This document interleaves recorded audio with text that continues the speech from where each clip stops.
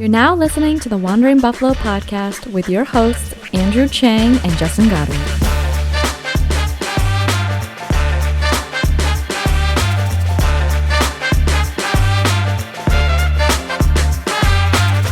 Bills Mafia. Welcome in and thank you for joining me on another episode of the Wandering Buffalo podcast, a show on the Buffalo FAMBase network, the originators of Bills Mafia. My name is Justin. I'll be your host tonight. We got a pretty fun show tonight. We're going to be doing the second part of the series, kind of a roster preview, camp battles that we're looking forward to going into training camp. Before we dive into any of that, just want to take a second. If you're not already subscribed, make sure you're doing that. We have content coming out at least once a week. Follow us on social medias. Just search up the Wandering Buffalo podcast. Want to make sure you're not missing anything. And while you're at it, leave us a comment, leave us a rating. We appreciate any of the feedback. It really helps us with what we're doing with the show. So we're going to start out tonight. Just a little bit of, I guess, Bills-related news. Not really a ton going on. But I wanted to start off talking about the match. Talking about the golf tournament that happened a few days ago. Josh Allen, Patrick Mahomes, Aaron Rodgers, Tom Brady. And, you know, this time of the year, it's just really fun to get anything football-related. And I guess it's not entirely football-related, but I'm also a golfer. Andrew, the co-host, also a golfer. So it's kind of just fun seeing, you know, these elite athletes go out and do a different sport. And for me, the fun thing about it was it kind of gave me hope as a golfer. I'm not very good, but seeing these elite top-tier athletes, you know, shanking drives left and right and taking out fans and whatnot, you know, it gave me some hope for my golf game. And the other thing that I really enjoyed about watching this tournament is just the idea that our quarterback, Bills Mafia, our quarterback, Josh Allen, when something like this comes up, is being targeted with those elite players. You know, we're talking everybody there, everybody except for Josh Allen there with a Super Bowl. Josh being able to, you know, chirp back and forth with his childhood hero, Tom Brady. Just two first ballot Hall of Famers in Aaron Rodgers and Tom Brady. And when they're putting together the card of who they want to play on this little exhibition tournament, they're like, yeah, Tom Brady, obviously. Aaron Rodgers, yep. Patrick Mahomes, you know, one of the young faces of the NFL. And in that category, they're putting Josh Allen. And it's little things like this that really make me appreciate where we've come to as a franchise.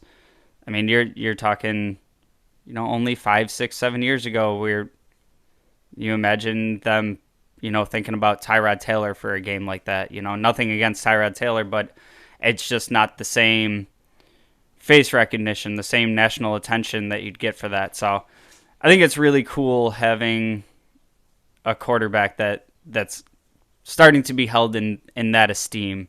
And, you know, once we get a couple of them Super Bowl chips, it's only going to go up from there. So that was really exciting, really fun. More, I guess, Bills-related news. We saw Andre Smith get a 6-game suspension for using PEDs. Now, he came out and had a statement saying that, you know, he's never taken a PED in his life, et cetera, et cetera. From what I read on the statement that he made, he's been fighting the suspension and appealing it since November. So I think that 6 games is pretty much set in stone at this point. And that's unfortunate because he was a pretty good contributor on special teams, kind of finding his way in this organization, and he did make contributions. And we'll kind of get into it more as we start breaking down the positions, but this roster is loaded. Not just at the top end, we have depth at pretty much every position. And for a guy like that was, you know, kind of carving out a role on the team, we have players that are chomping at the bit behind him, trying to compete and trying to get a roster spot. So when we get into the positional breakdowns and some of the competition, we'll kind of get into the logistics of that suspension for him and what we think that means for him as a player with the Bills. And then a signing from the Bills. The Bills signed Tavon Austin, former first-round pick. I didn't really realize this till I was looking at it again, doing some research for the show. Tavon Austin was an 8th overall pick in 2013. And, he's one of those guys that's kind of dumb fast. He ran a 4.3, 4.40. But, overall, for being an 8th overall pick, I would say that he hasn't really lived up to his draft stock. And he's getting a little bit older. I believe he's going into the age 32 season. But he still has that speed, and I think what's most interesting about this signing is it's kind of that name recognition that I heard the Bills sign Tavon Austin. I immediately got excited because of that, draft pedigree. Like I said, he hasn't really lived up to that draft stock, but the first thing that comes to mind for me is, one, I don't think this is going to be the only signing like this that we see. I think it's going to be very similar to last year's offseason, where we were just kind of bringing in guys trying to solidify those return duties. We saw guys like Lance Lenore coming in and competing for that job. Tavon Austin does have 190 career punt returns, so he has a lot of experience in that department, and he kind of has that speed element that you get from a McKenzie or a Stevenson.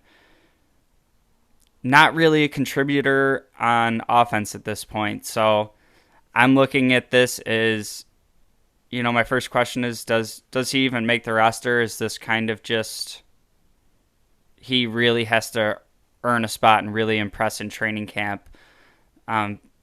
Because going into last week's episode where we kind of broke down the offense, we have a lot of competition at wide receiver, and over the last couple of years of his career, he hasn't really been a giant impact on offense. So I think he's brought in to compete for specifically punt return duties. I think the kick return spot, we can kind of shake that out. Maybe Stevenson. The return duties are going to be another year of kind of just up and down, and I really hope we get it solidified, and maybe Tavon Austin is a piece of that, at least in the punt return department. But anyways, we're going to get into the meat and potatoes of tonight's episode, and that is breaking down the defensive side of the ball, players on the roster, some interesting training camp battles, and we'll start it right off with the defensive ends. And I'll be honest, it's been like 2 months since it happened, but Von Miller, guys. Von Miller's a Buffalo Bill. It's still real. I don't think I'm going to quite be able to believe it for myself until I see him, take the field week 1. But at defensive end, Von Miller, Greg Rousseau, AJ Epinesa, Boogie Basham, Shaq Lawson. We got Mike Love, and then the undrafted free agents, Kingsley Jonathan and Daniel Joseph. If you listened last week, kind of the same thing as last week. I'm not really going to touch on the undrafted free agents too much. Just not a ton I know about them first and foremost, but again, kind of with the depth of this roster, you have to have the bodies there in camp, and I don't think very many of these players really have a great shot at cracking the roster. And I talked about it last week. Jalen Weidermeyer is the one that I think has the best chance. So on the defensive side of the ball, you're pretty much returning everybody from the number 1 defense. I don't really see it likely that any of these undrafted rookies are cracking the roster. So on paper, the room looks very deep to me. You have some veterans there, some younger guys. But when I kind of take another look at this, I think Von Miller is really the only established player. I think we saw some good things out of Rousseau in his rookie year. In particular, I think he was very good against the run. I think working with Von Miller is really going to help him take that game to the next level. But there's some unknowns here, and there's some betting on traits, and we're still kind of waiting for Epinesa to break out. We're still waiting to see what Basham looks like, and then we have Shaq Lawson. He was great in his first trip around with the Bills. Boogie Basham actually reminds me of Shaq Lawson a little bit. Just stout against the run, and we saw him leave Buffalo and never really have the same success. So I'm excited for Shaq Lawson. I have high hopes there, but are we getting the player that he last was with the Bills, or are we seeing kind of the player that he was after he left the Bills? So for me, the biggest competition here that we got to keep an eye on is that kind of 3-4-5 spot with Epinesa, Basham, and Shaq Lawson.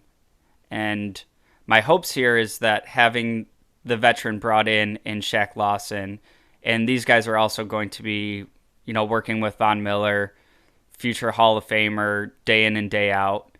And I'm kind of hoping that that top end of Von Miller and the veteran on the back end pushing them really starts getting the best out of Epinesa and Basham, and we really see them develop and come into their own. The bright side for all of these players is there's not really much behind them, and with the rotation that we like to use against the defensive line, I think those top 4 or 5 guys, we see a whole lot of all of them. I don't think there's going to be nearly as much as like the healthy scratches of Basham or Epinesa like we saw last year. I think that was a conscious decision moving on from Jerry Hughes to kind of free up these snaps to let these guys get their chance. Because if you still got Hughes on the roster, you're not. I don't know if you're taking him off the field to get another look at Boogie Basham. So that I feel like they were kind of consciously investing in these young guys and knowing that they had the investment in them and feeling comfortable and kind of saying, hey guys, it's your time to shine out there. The defensive tackles, probably one of my favorite rooms on the roster, and I really like how Bean commits to the trenches, and he's kind of throwing some darts at the wall, and if they're not working, he's not afraid to move on, and we saw that again this offseason where that position group is pretty much completely overturned again. Star Lotulelei's gone. Harrison Phillips, I was sad to see him go. I feel like he kind of had an uphill battle early in his career, but I felt like he was coming into his own, but at the same time, it was kind of like half of a year of production that we were expecting to see, and kind of betting on that and giving a decent-sized contract. It's a little sketchy, and I mean, for about the same money that we would have spent on Phillips, we were able to bring in Jordan Phillips and Shaq Lawson. So I guess I'm okay with it. And what really makes me feel better about that is went ahead and brought in Tim Settle, who's a guy I'm really excited for. So the defensive tackle room as it stands now, Ed Oliver, Daquan Jones, Jordan Phillips, Tim Settle, Brandon Bryant, Eli Ankou, and then the undrafted free agents, Prince Emili and CJ Brewer. And I think this room is kind of similar to the defensive end room in that with the rotation that the Bills like to use, those top 4 guys are going to get a ton of run. And, this isn't even kind of getting into can some of the defensive ends shrink down and play defensive tackle, just looking at the strictly positional. I think Daquan Jones offers a great replacement for what we wanted Star Lotulelei to be. And, hopefully he can stay healthy and be on the field. And we saw in Star's tenure here, the impact that he was able to have on the defense when he was out there. But it's a cliche for a reason. The best ability is availability, and having that guy that's supposed to eat up the space in the middle and having him not be out there, it really changes how you're running your defense and playing people out of position and all that. So I think it was time to move on from Star, and I like Daquan Jones as that replacement. Ed Oliver looked like he really, really blossomed, came into his own last year, and I was excited when we drafted him. It's hard not to get excited for a top 10 pick, but kind of came along slowly, and then it was is he playing out of position without Star there? Is he too undersized? Blah, blah, blah. You've heard it all about Ed Oliver. And I think in particular through like the middle to second half of last season, there were so many games where he's the type that doesn't always show up on the stat sheet, but he was forcing pressure right in the quarterback's face, making them make poor decisions, just looking like his hair is on fire playing out there. And I think if you kind of look back and rewatch some of the games, if you start keeping a near sack statistic for Ed Oliver, I mean, he was creating havoc and really opens up things for the other guys as you move down the line. So really excited to see what he does going into this season. Tim Settle, I mentioned before, I think he has the chance to be a really special player, and he was kind of in a weird situation with Washington where when he was getting his opportunities, he was flashing, he was shining in moments, but he was also facing the uphill battle of everybody on that defensive front being a first-round pick in front of him. And, we see it with Brandon Beane, how much he loves his draft picks and wants the guys to work out and whatnot. Well, he was sitting behind a group of guys that were all first-round picks, and they were all working out. So at a certain point, their abundance of riches becomes kind of something that seemingly falls in our lap, and I'm really excited to see what we get out of Tim Settle this season. Brandon Bryant, Eli Ankou, we know these guys, they've been around. I don't expect them to make any sort of huge contributions, barring, injuries. And even at that, I think if one of these guys went down for a significant amount of time, it might be a situation where we bring in, a player from outside the organization. And then I kind of saved Jordan Phillips for last. I'm going to put him right in that same bucket as Shaq Lawson. They played together really well, and Jordan Phillips had that crazy 10-sack year with the Bills, and it's a huge fan favorite. I remember the game he had, his cleats that he was wearing was somebody jumping into a table and breaking it, and, a lot to love about the guy. They both bring like an energy and an edge to the defense, and I'm excited to have both of them back in town. But on the same token as Shaq Lawson, it's kind of, he left town, good for him. He went and got that contract.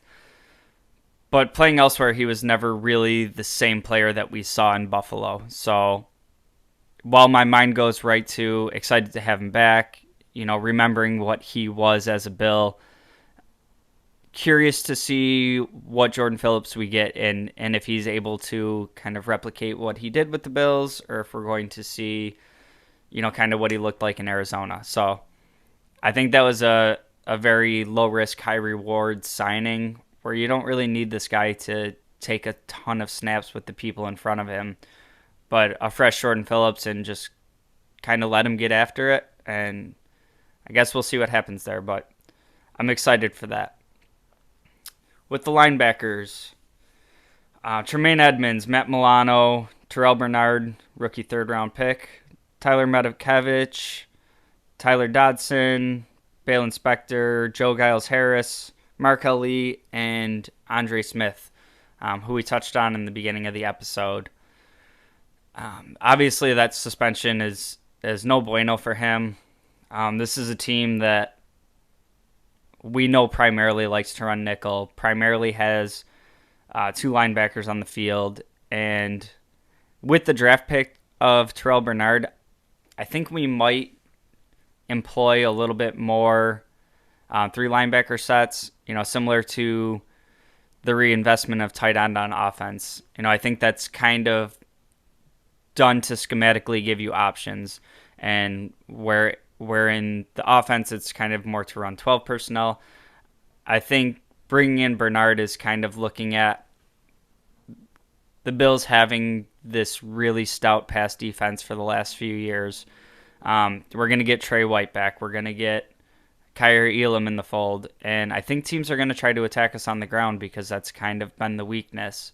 So I wouldn't be surprised if, in particular against teams like New England, who likes to run the ball, the Jets we saw just invest in Breece Hall after taking Michael Carter last year.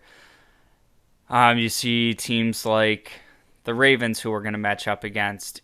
All these teams that like to run the ball, and I think while the Bills might employ a third linebacker, we still have a ton of depth at linebacker on this team, and we like to use linebackers as special teams only guys.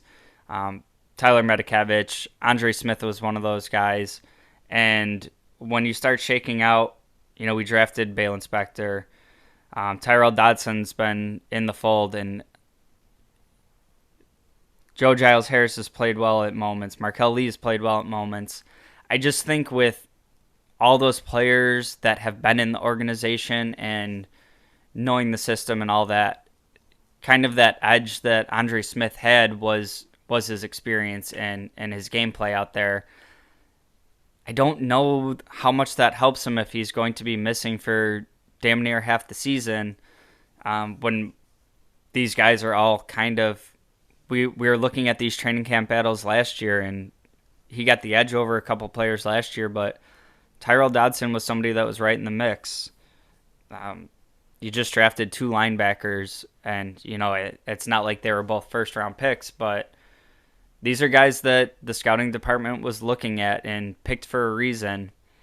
So I think Andre Smith is going to have a huge uphill battle to cling onto this roster, and maybe he ends up being somebody that gets cut, and after the suspension's over, they try to pick him back up. But I think there's too much depth at that position, in particular, that we typically only use two linebackers and maybe a third, but we're talking 7-8 guys here, and having a lot of special teams only linebackers does help his chances, but I think those spots are going to be all shored up by the time the season rolls around. So we're going to take a quick break. When I come back, we'll dive into the secondary, and then just kind of a little cherry on top, we'll get into the specialists on the team. Stick around. Hey, this is Brother Bill. Now back to the show. Welcome back to the Wandering Buffalo podcast. Again, my name is Justin. I'll be taking care of you tonight. If you haven't done so yet, make sure you like, share, subscribe, comment, rate, review, all the good stuff. Give us some feedback on what we're doing with the show. It really helps us. Give us, if you have questions, if you have things that you want to hear us talk about, drop it in the comments. And, we're getting into the dog days of summer where we got to, start bringing some creative ideas to you. So if there's, any show concepts, ideas, things that you want us to talk about, leave it in the comments, and maybe we can do it in a future episode. We're going to dive back into the position breakdown here. We're going to start with the cornerback room, where we have Trey White, Kaiir Elam, Dane Jackson, Christian Benford, Cam Lewis, Nick McLeod, Tim Harris, Taron Johnson, Saron Neal, Elijah Griffin, and then undrafted rookie free agent Trayvon Fuller. And this is a position that gets me excited for different ways than some of the other positions. And I guess that excitement comes from the way that we've seen McDermott and Frazier be able to coach up players in the secondary. We look at guys like Dane Jackson, 6-round pick that they were able to groom and held his own last year when Trey White went out. A guy like Levi Wallace, undrafted free agent, who ended up being, this constant starter with the organization for a while. Guy like Trey White, he had all the talent. He was a first-round pick, but, you're talking late first-round pick and developed into one of the best cornerbacks in the league. So we finally got that high-end investment that we've been searching for a while in Kyer Elam, and kind of a player that reminds me of Trey White, kind of that same draft position. I can't wait till these two are both on the field and healthy together, and what that's going to mean for the pass defense. One that was already the number one pass defense in the league, with Levi Wallace out there, who held his own and was great in this scheme and whatever, but also kind of had the physical limitations that we all know about. And just bringing in somebody that's that much better of an athlete in Kyer Elam, it gets me really excited for what the two of them are going to look like together. The other thing that I love about that investment there is Trey White is likely not going to be ready week one. Might start the year on the PUP list. Maybe he's a little ahead of schedule and they just put him on the active roster, and we don't have to wait the 6 weeks for him.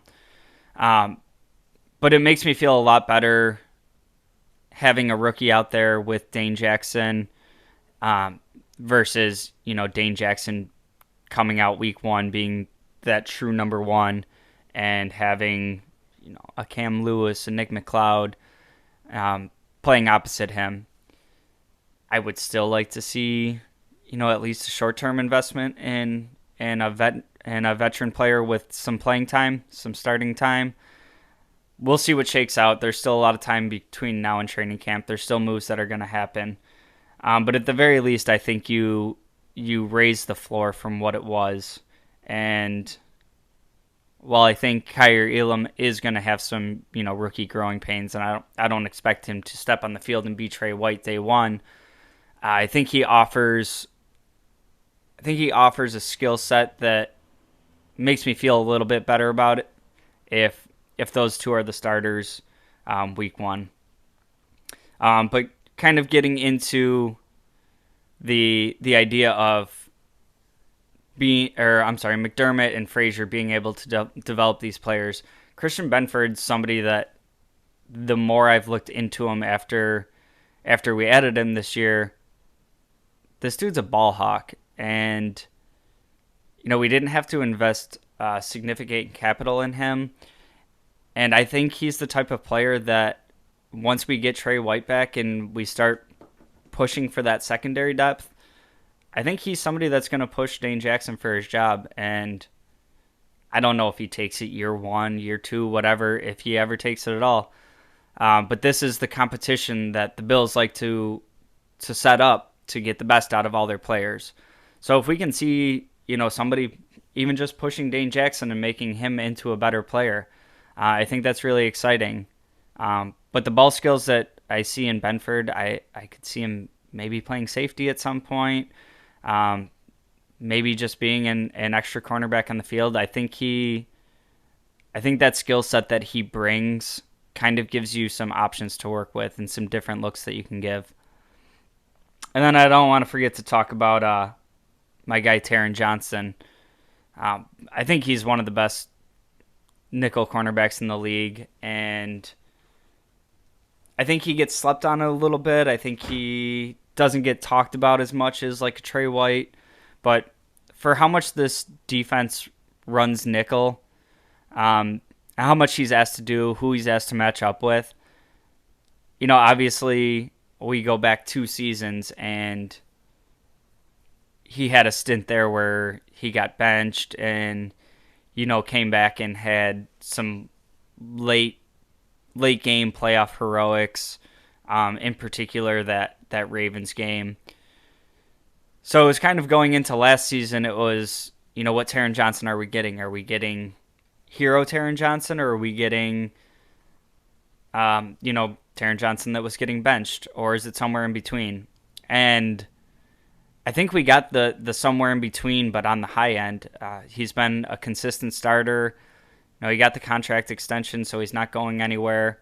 And I just think overall, if you get Kyer Elam and he's somewhat of the player that you expect him to be, that's the possibilities of the starting cornerback room being Taron Johnson, Kyer Elam, and Trey White, and not even getting to the safeties yet, I think is about to be absolutely bananas. That being said, we'll dive right into the safeties. Obviously, Jordan Poyer, Micah Hyde, Damar Hamlin, Jaquan Johnson, Josh Thomas. Poyer and Hyde, we say it here all the time, and going back to the depth that we have in the cornerback room and these two playing over the top, I want Poyer and Hyde together as long as possible until they can't play football anymore. I want them both to retire as Buffalo Bills. That being said, there's obviously some stuff out there about Poyer wanting a new contract, and I guess we'll see what shakes out there. This is one of the bittersweet things about having an organization that's competing at that top level. The roster's absolutely stacked, and you're not going to be able to pay everybody. We've already seen some money being kicked down the road and whatnot, and I guess in my head I always knew it was going to come eventually that somebody that I really like becomes kind of a cap casualty, a position where we have to start looking to go younger and have that controlled contract versus paying somebody. I'm not ready for it to happen with Poyer. He's one of my favorite players on the team, and really just hope that the contract situation works itself out. Bean has proven to be a wizard in this department, and I think that the organization knows what they have in Poyer and Hyde and how special they are together. And, them being best buddies off the field translates to what they're doing on the field. I think they're both great individual players, but I think part of what makes them so special is how they're able to work together on the field. So I'll start by saying I want them on the back end of this defense with that cornerback room. And beyond just loving Poyer as a player and what he's able to do with Hyde, I started looking at the depth behind them at safety, and there's not a ton there. We did bring in Damar Hamlin last year, and I like who he is as a player. I'm not ready for him to be a replacement for Poyer. I know safety is kind of an undervalued position in the NFL, but if we're going to have to let Poyer walk out the door at some point, I would rather see it addressed with a little bit of a bigger investment, whether it be draft or free agency. I'm not ready for Damar Hamlin to come in. Maybe we see something through training camp and he's looking like that player. We haven't seen a ton out of him. But if Poyer's not here, I'm going to have some concern at that position. Josh Thomas and Jaquan Johnson, both contributors on special teams, both players who, can do some things on the field. But I think if you're looking at a position where either of them are getting significant snaps for any sort of extended period of time, you're gonna have problems there. You're gonna have a weak link in the defense. So again, hopefully the Poyer situation works itself out, and I have confidence. I have confidence in Bean to get this one done. I think there's going to be a point at which we lose a player I'm not ready to lose. I don't think Poyer's where it happens. So we'll see how that shakes out going into training camp and as we get closer to the season. We'll wrap up tonight with the specialists. Not a ton to talk about here. Tyler Bass coming in off just an absolutely great season last year. Obviously drafted punt god in Matt Ariza. Matt Hawk still on the roster. Reed Ferguson is, that's strong and steady. Reed Ferguson's not going anywhere. And then returner, I don't know. I don't know what we have there yet. My take on the Matt Hawk situation is they had plans of drafting a punter and obviously did that with Matt Ariza. And at this point, if it costs you $1 million, $2 million to kind of keep Matt Hawk around and have him be the holding specialist trainer for Matt Ariza, and that's going to cost you a couple million. For where this organization is at, I think that's just fine by me. I even spitballed on this show probably 3-4 weeks ago the idea of just having a roster spot for Matt Hawk to just be the holder. And I say it kind of tongue-in-cheek, but, if we have trouble with holding at some point throughout the season, it's not going to seem like such a funny, outlandish proposition when we have weekday inactive D-tackle or third running back or whatever the case may be. You start shanking a few kicks because the holding issues aren't right. Maybe that's a spot that you would rather have, but I think that's highly unlikely. I'm going to hope that Matt Ariza can, figure it out through training camp, kind of polish up his punting a little bit, but I don't think we're going to see Matt Hawk booting any more balls, and that's fine by me. The returner situation, we kind of touched on it a little bit earlier with the signing of Tavon Austin. Kick returner, I think, is a spot that's a little bit easier to cover the bases on. With the way kickoffs are in the NFL now, it's not a huge volume of returns, and it's kind of a different perspective than the punt return. And punt return is where we've seen the majority of our struggles. Just kind of some poor decisions, some ball security issues. I think this is going to be another year, like I mentioned before, we see pretty significant competition, and we see a lot of players get reps there.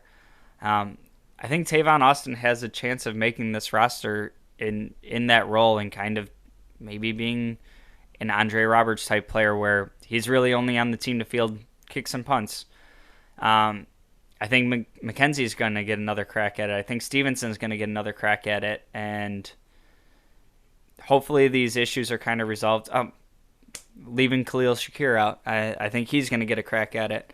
So I guess overall I'm feeling a little bit better about the return situation this year, but at the same time, it's kind of me just trying to talk myself into it there.